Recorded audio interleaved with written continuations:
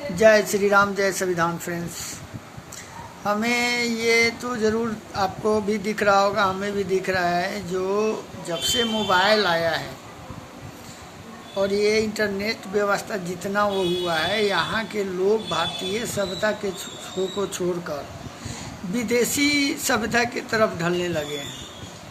पहले माता पिता का सेवा धर्म होता था, लेकिन अब क्या माता पिता का सेवा हो रहा है किसी से छुपा नहीं है।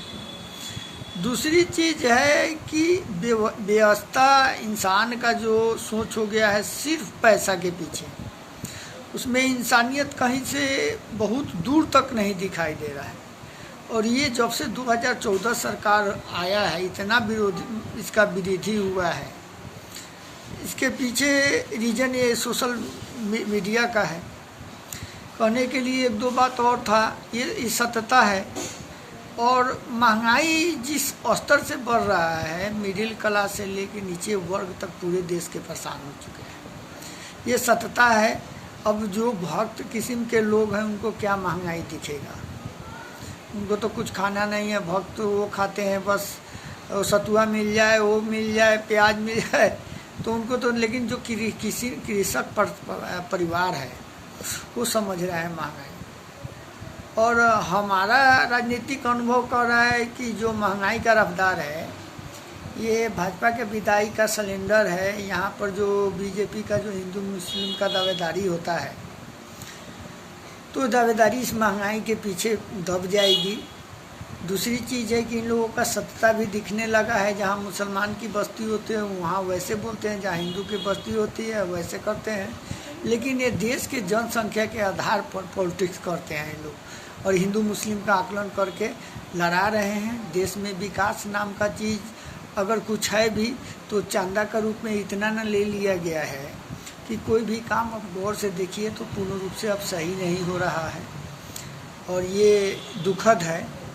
और मेरा राजनीतिक अनुभव कर रहा है कि ये महंगाई का जो सिस्टमिक बढ़त जो बता रहा है, बीजेपी का जाने का संकेत बता रहा है।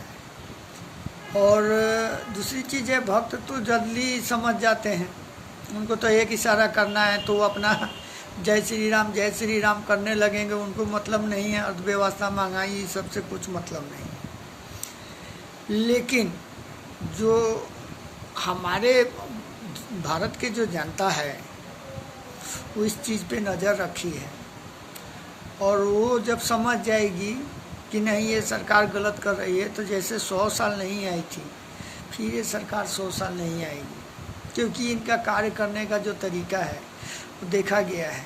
हमारे बिहार में भी एक मुन्ना शुक्ला जी सांसद में लड़े थे। नतीजा ये हुआ है कि वो आरजेडी से लड़े थे, बीजेपी के समर्थन में नहीं थे। तो एक ब्रिज बिहारी जी पहले मंत्री थे बिहार सरकार के, उनका हत्या हुआ था। तो उनके केस में 25 साल पहले के केस में ना कोई सबूत वैसा ठोस कुछ नहीं, लेकिन अमित शाह के दबाव में उनको उम्र कैद की सज़ा मिली है। उसी केस में सूरजभान सिंह, राजन तिवारी जैसे लोग हैं, लेकिन वो जदयू भाजपा में हैं, तो उनके लिए ये सब नहीं, वो लोग बरी हो गए। ये पार्टी सनातन और हिंदू और लड़की के इज्जत की बात करती है, और पेरोल पर राम रहीम जैसे लोग को वोट मांगने के लिए फिल्म बनाने के बहाने से जेल से बाहर निकाला जा रहा है। तो ये सब अब सत्यता दिखने लगा है कि ये सरकार पूंजीवाद सरकार है, और इसे गरीब जनता और मिडिल क्लास से कुछ लेना देना नहीं है। इसके परिणाम रूप आप देख रहे हैं कि जो एक नमक के टैक्स लगा था अंग्रेज़ों के समय, तो पूरा देश में आंदोलन हुआ था, नमक आंदोलन गरीब लोग किया था। लेकिन ये गवर्नमेंट हिंदू मुस्लिम के नाम पर जनता को लड़ा के, और आप गौर से देख लीजिए तो आपके कक्षा से लेके और बच्चे के स्कूल के पढ़ाई से लेके सब पे इतना टैक्स लगा दिया। महंगाई तो चरम पर है। देश का रुपया जो होता है उसका विदेशी डॉलर के सामने बहुत धीरे धीरे नेपाल जैसे नोट का हालात बनते जा रहा है। ऐसा माहौल देश का क्रिएट हो गया है, जिस स्थिति से रफ्तार से देश का जो कार्य हो रहा है वो बहुत चिंताजनक है।